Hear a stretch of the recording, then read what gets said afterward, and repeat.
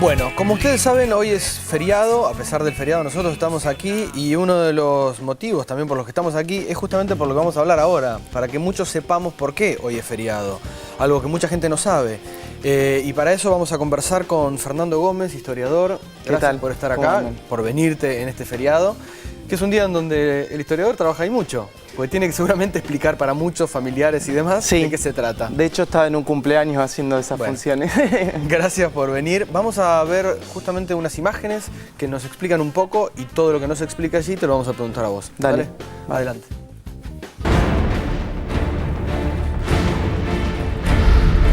En 1813, en pleno fragor de la Guerra de la Independencia, un grupo de patriotas comprendió que para liberarse definitivamente del yugo español, había que sentar las bases de una nación. Una nación que incluyera las distintas realidades e intereses de las provincias y sus habitantes. Para esto, había que declarar la independencia y dictar una constitución. Ese fue el impulso de la Asamblea del año 13. Construir un Estado soberano habitado por hombres libres que avance hacia la igualdad de los americanos y la defensa de sus derechos.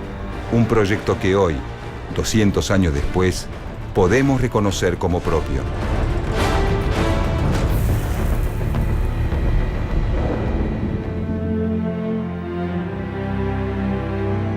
Tres años complejos han pasado desde mayo de 1810 y con la idea de la Asamblea regresa la esperanza de encontrar un rumbo fijo para la revolución.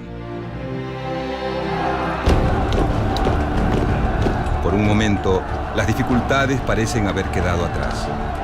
El triunfo en la batalla de Tucumán ha detenido el avance realista y templado los ánimos revolucionarios.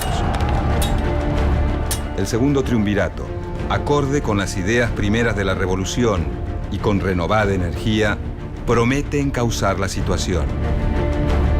El 31 de enero de 1813, los diputados juran como miembros de la Asamblea.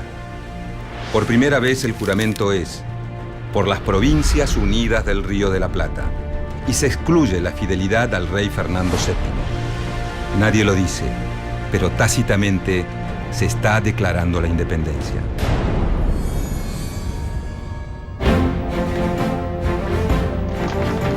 El trabajo comienza con gran impulso y se dictan medidas radicales. Se establece la libertad de vientres que declara libres a todos los niños hijos de esclavos nacidos a partir del 31 de enero de 1813. Inmediatamente se declara libres a todos los esclavos de países extranjeros con el solo hecho de que pisen el territorio de las Provincias Unidas.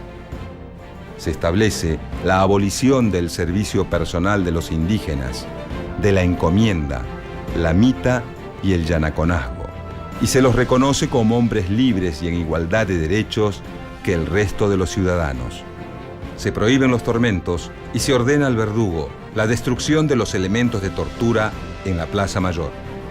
Se declara la abolición de los títulos de nobleza. Al mismo tiempo, la Asamblea se empeña en crear símbolos de identidad y soberanía. El 22 de febrero de 1813, en una carta de ciudadanía aparece por primera vez el escudo nacional que la Asamblea había adoptado como sello. El azul del cielo y el blanco de la plata, los laureles victoriosos coronados por el sol de los incas, el gorro frigio de la libertad, las manos entrelazadas por la unidad de las distintas provincias que sostienen la fuerza representada por una pica. La misma unión y la misma libertad que rezaba la moneda acuñada por la Asamblea, símbolo de riqueza e independencia económica, hecha con la plata de las minas de Potosí. 3 meses después, el 11 de mayo de 1813, el proyecto de marcha patriótica impulsado por el diputado Vicente López es aclamado como el himno oficial de las Provincias Unidas. La canción Patria tiene un marcado carácter independentista y anticolonial en su letra y rápidamente se vuelve muy popular en todo el territorio.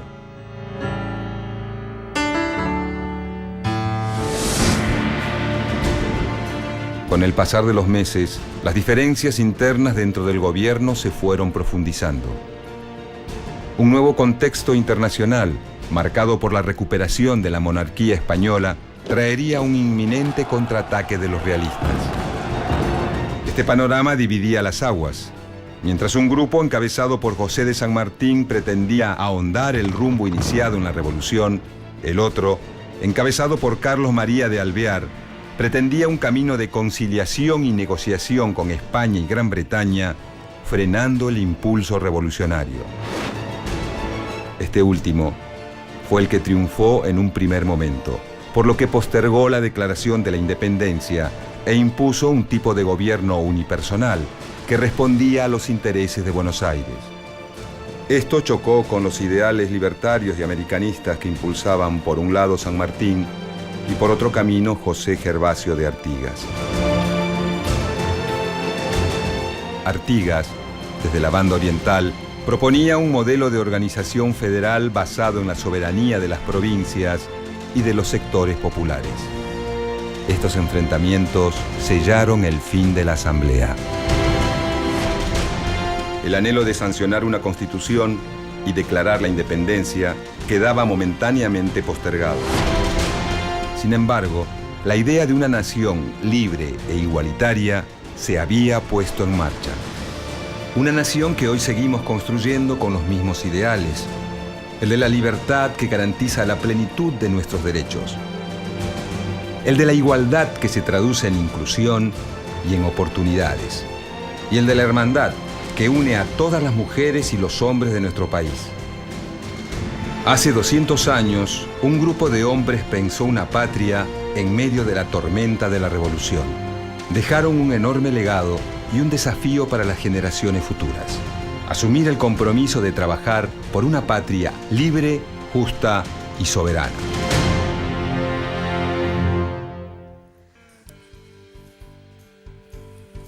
Bueno, el bicentenario de la Asamblea del año 13 toma hoy una importancia que quizás muchos no conocíamos. ¿En qué contexto se dio? Porque yo estoy convencida de que el contexto es lo que le da importancia a estos hechos, ¿no? Claro, sí, sin duda.